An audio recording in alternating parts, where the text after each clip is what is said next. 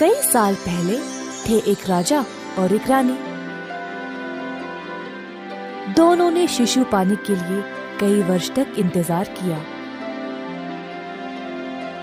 और आखिरकार रानी ने एक पुत्री को जन्म दिया।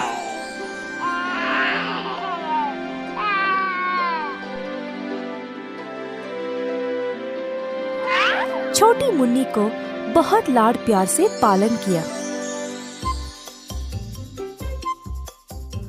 महाराज के साथ रहता था उनका भाई धीरा और उसकी पत्नी मीनाक्षी, जो एक दुष्ट चुड़ैल थी।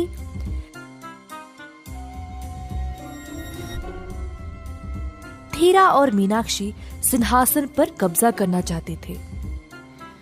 दिन पे दिन ऐसा लगता है जैसे सिंहासन हमारे हाथ से छूट रहा है। जब राजकुमारी का विवाह हो जाएगा तब सारा राज्य उसके पति का होगा। तुम ही इस सिंहासन के महाराज बनोगे। मेरे पास एक योजना है। धीरा ने अपनी पत्नी की बात मानी।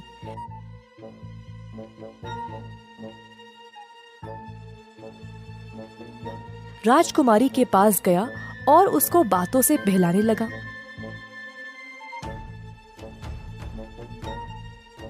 एक सुनसान जगह ले जाते हुए। अब महारानी के भाई सेठू ने धीरा को राजकुमारी को ले जाते हुए देखकर उस पे संदेह किया। चोरी से उन दोनों का पीछा करने लगा।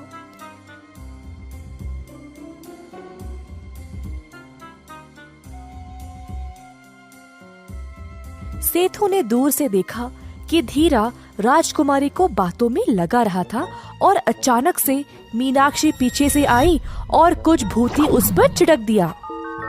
तुरंत राजकुमारी मछली में बदल गई और नीचे गिर गई। सेठू झट से उसकी ओर दौड़ा और मछली को हाथ में उठा लिया। धीरा और मीनाक्षी पे उग्र हो उठा।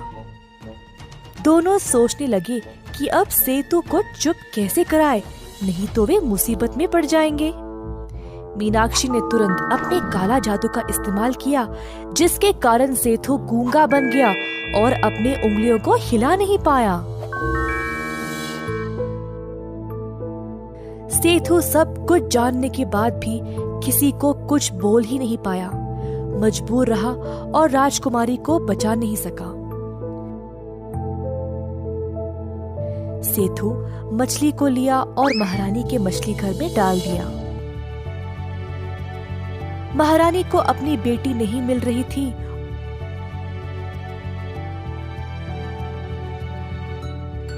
और उसका भाई भी अचानक से बोलने और लिखने की शक्ति खो दी।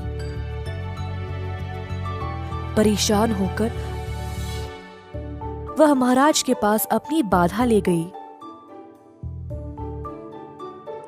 सेठू ने बार बार ये बात दोनों को बोलने की कोशिश की, लेकिन उसकी मेहनत बेकार हो गई।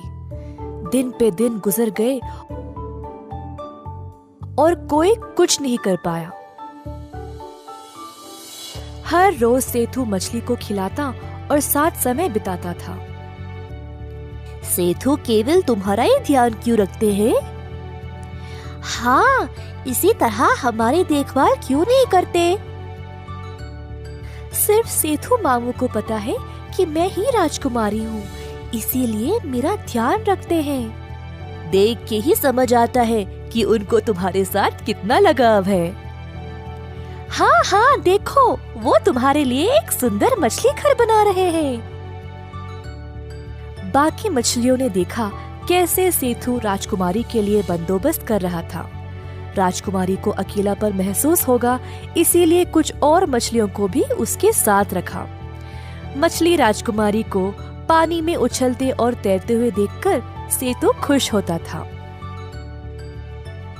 कुछ दिनों से महारानी अपने भाई को गौर से देख रही थी और उसी की तरह मछली घर के पास समय बिताने लगी।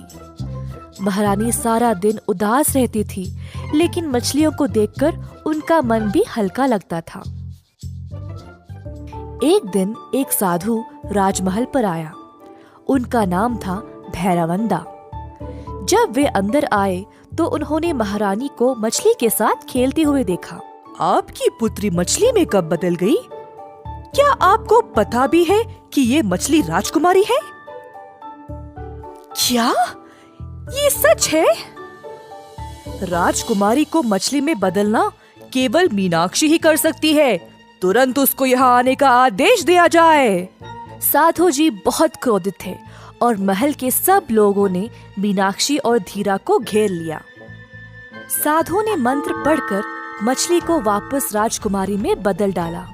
राजकुमारी बोली, इस औरत ने मुझे मछली में बदल डाला और सेठू मामू की बोलने लिखने की शक्ति भी छीन ली, इसीलिए मामू किसी को सच नहीं बोल पाए।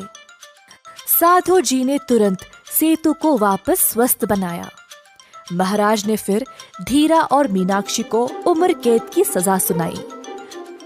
अंत में सब लोगों ने खुशी खुशी जीवन बिताया।